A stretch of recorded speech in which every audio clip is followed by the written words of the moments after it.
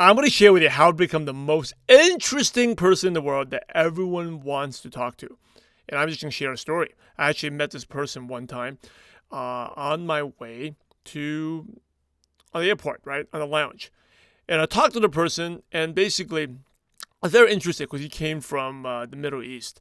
So I basically talked to him, asked him a couple questions, and I found that this guy was one of those people that just love to talk to on and on and on and on. I couldn't even get a couple of words out there, right? So all I did was just, awesome, wow, or tell me more.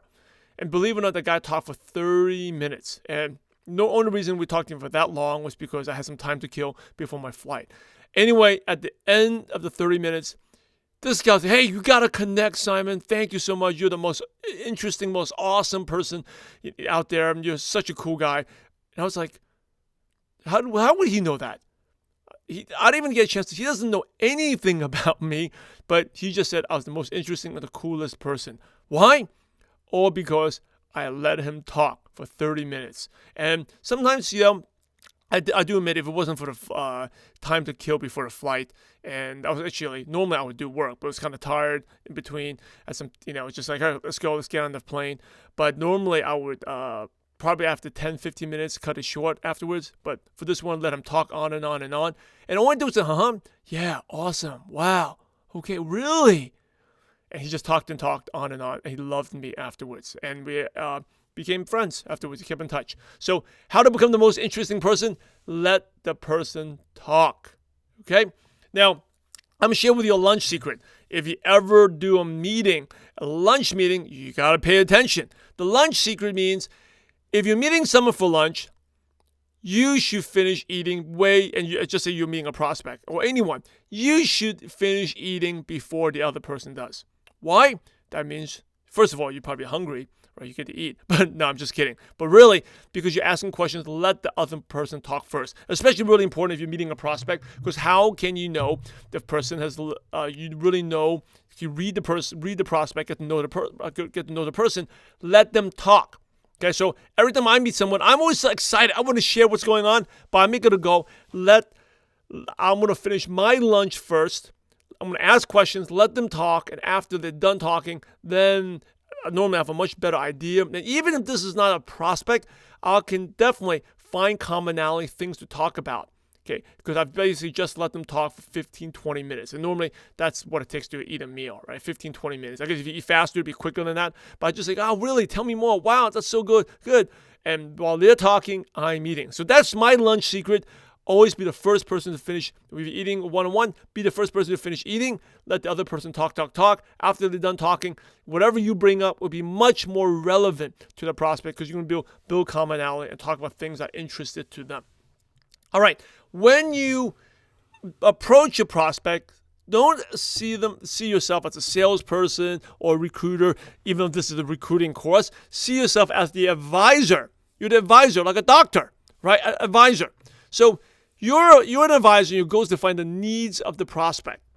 The first step is to listen, right? Think about it. If you go to a doctor's office, they're not just going to prescribe you pain medicine. They're going to ask you what's going on. The doctor always, even if no matter how busy he is, he's going to ask you a first question. He's going to listen, right? It's just like listening and eating lunch, right? So then the second step is you're going to ask questions.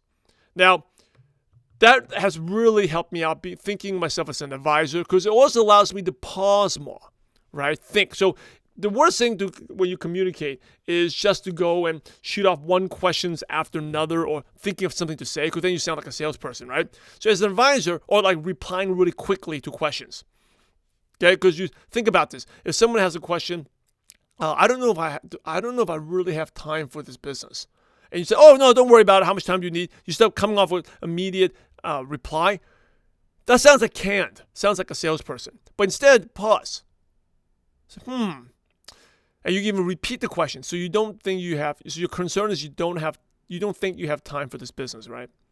And when you repeat it back, you seem so much more genuine. Just like a doctor. If a doctor says, oh, I think I have pain in the knee. The doctor just doesn't say, oh, so take this medicine. He may ask you, So he may even pause. The pause is so important. Okay? The pause makes it genuine. So you're saying if you move your leg this way, does it hurt? Right? So think about this. That was a big shift for me, seeing myself as an advisor. Be an advisor. Also, never fight the prospect. Never fight the prospect. Don't try to convince them against something they like. Okay, that's, for example, this is something we do all the time. If a prospect is studying hard to become an accountant, don't bash his job and say how network marketing is better and can give you financial freedom and a better life. Because again, a man convinced against his will is of the same opinion still.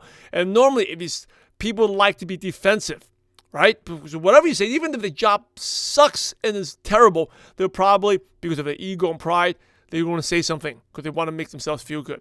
So the trick is to disagree by agreeing. So how do you do this? What's disagree by agreeing? So you agree with the prospect and let the prospect again talk so you can listen.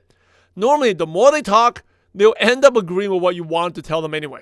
So, and then this provides you an opportunity for you to share about your business. I'll give you an example. So say an accountant, right? If you say, oh, that accountant is terrible, he's going to be, no, accountants make decent money, they're respected, and then you're not going to have a prospect. But if you disagree by agree, so here's an example. Okay, so agree by disagree by agree. So you say, oh, an accountant is awesome. You get so much, the income must be pretty good. People respect you. They're so good. And then what happens? They're actually going to say, oh, actually it's good, but they're going to add a but in there because people like to disagree. Okay? So they love to disagree. And they like to take, how do you take, people love to take control of a conversation. How do you take control of a conversation? By disagreeing. So they'll say, he wants to take control. You're saying, oh, how great an accountant is. He'll be like, oh, but, yes, but it's not that good, right? Another thing, for example, if someone commutes to work, you say, oh, commuting is terrible. And they will say, oh, no, again, in order to take control of the conversation, they'll disagree. They will say, no, it's actually pretty good. I actually make phone calls to my friends. I listen to audios. I listen to the radio, listen to the news, catch up on news, correct? And then you don't have a prospect. But what you can say is, wow, that's pretty good to commute. You get to see your nice car. You get to spend time there, good alone time. And then what's going to happen? The prospect says, yeah, but I'm so sick of it. I wish I didn't have to do a commute, right? Another example, a doctor. So if you disagree, if you say the doctor is it's terrible being a doctor. You have to work long hours. You have to be in student debt. The person's going to be really defensive. And no way, screw you. The doctor's the most reputable profession there is. But instead, here's a trick. What you can say is, hey, what you can say is, hey, doctor's so awesome. My doctors make lots of money. They get very respected. And then what are you going to say? Oh, yes, it's true, but I'm working long hours. I don't spend much time with my family. Okay, you got that? So disagree by agree. You normally agree with the prospect, and they will naturally disagree and become your prospect. But never, never, never fight the prospect. Okay,